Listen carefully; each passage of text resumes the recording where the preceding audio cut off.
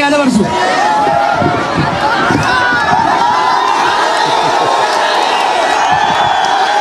Jirtu. Kero Asaasaa jirtu. Jolen si komendo jirtu. Jolen Oromiyaa jirtu. Akkam jirtu. Waggaa 6, waggaa 5, waggaa 4, waggaa 3 jenneetu ammas geenyemi. Qabsoodhaan as geenyemi. Amma bu'aa isaa arguudhaaf deemna. Amma midhaan facaafanneerra. Isaan booda immoo hammanneerra. Dhoofnellee jirra. Amma galfachuun nu hafe. Wanti nu hafe amma gara filannootti deemuudha. Yoo filannootti yeroo deemtan warri waggaa 18 ol taatan warra eenyummaa keessan dura fudhadhaa. Ganda lafa jirtan hundumaati warra eenyummaa keessan fudhadhaati of filachuudhaaf qophaa'a. Ammaan booda nama isin filtan malee tokkollee kan isin bitu hin jiru. Kun hojii isinii barbaadu kan isin barsiisu kan nageenya keessan eegsisu kan qabeenya keessan eegsisu ammaa jalqabaatii irratti qophaa'a. Waggaa dhufu yeroo kana mootummaa qabdu. Mootummaa mataa keenyaa qabna. Mootummaa ofii keenyaa baafannu qabna. Kanumaaf qophaa'a. Akka gootanii dargaggoo akka gootanii wayi tokko isinitti mira. Filannoon kuni akka jeeqamuuf warri barbaadu jiru. Warri masgiida guban jiru. Masgiida gubaniitu warra kiristaana gube jedhu.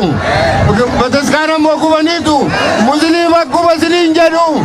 Isaaniin hin dhaga'inaa hin sobuu isaantu gube.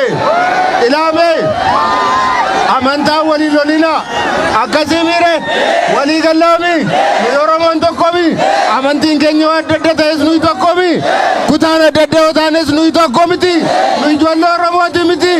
Egaa waggaa dhufuuf mootummaa Oromoo dhaabbachuudhaaf qophaa'a. Kanuma isin jechuu barbaada. Galatooma fayyaa ta'a.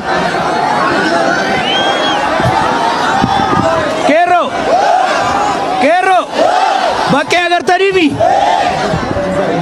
itti aansee seenaatti kenna seenaa Jinjibootitti.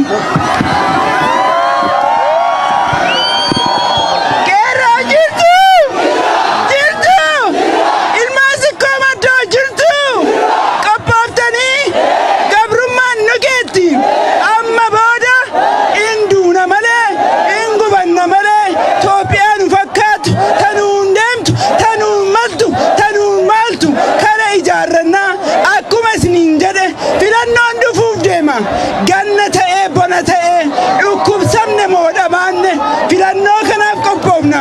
Nutis biyya alaa jiraanne sammuudhaan as ta'uun hin ta'u. Kanaafiyyuu qophooftanii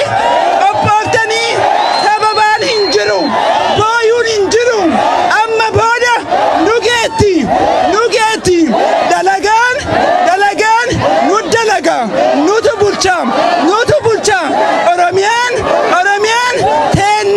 nagahaan jiraachuu feena malee ol kabajnee jiraachuu feena malee amma booda yeroon keenya kanaafuu qophaa'aa. Galatooma asinittis nafu argamu kiyyatti ilmaan sikkoo maddoo ilmaan Oromoo keessatti hedduun gammadooma fayyaa naa ta'a isiniin jedha. Kanattaan suudhaani Kerro Jawaan haasaa isinii taasisaa naamusaan dhaabbadhaa. Sagantaan kan kennaati warri kennaa qabattiraati bakkuma jirtan dhaabbadhaa. Naamusa Qeerroo Asaasaa.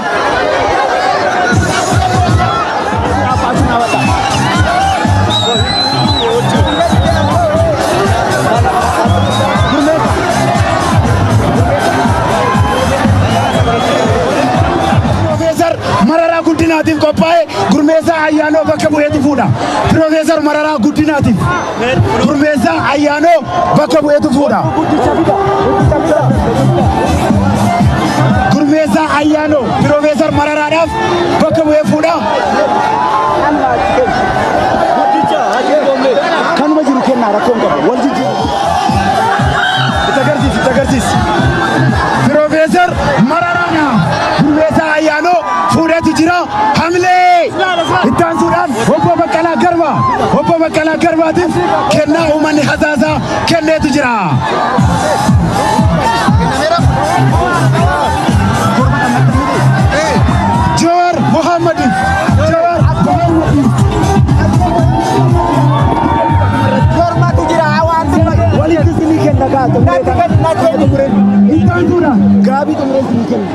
Itian Sudan, Hamza Borana, Hamza Borana, Hamza Borana,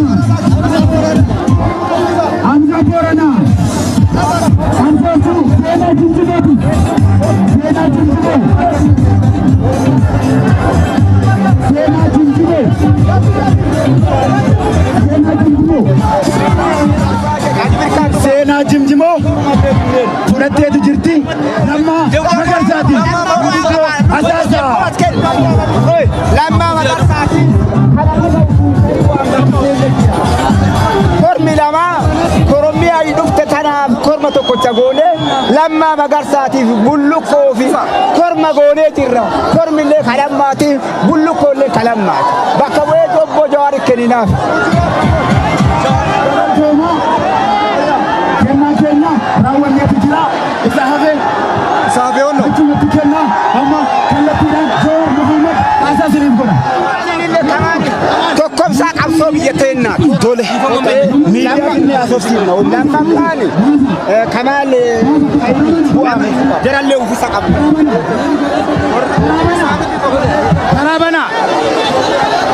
Karaa banaa achiin.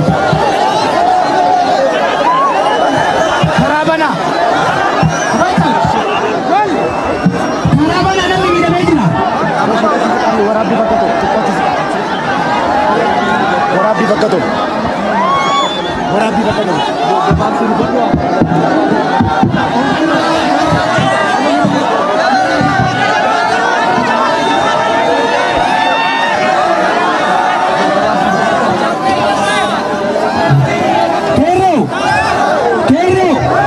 Kerro Asaasaa. Wal bainami. Akka qabsoo bainami. Wal geenyami. Ergaan nu dabarsi. Qabsaa'onni Oromoo, sabboontoonni Oromoo. Warri dhugaatti amanu bakka hundattuu waliin jira. Isinillee waliin jiraadha. Tokkummaa keessan cimsa. Filannoon gaafa dhufe nama isinii ta'u filadha. Mootummaa Oromiyaa ta Oromoo fakkaattu. Mootummaa Itoophiyaa ta saboota isii fakkaattu.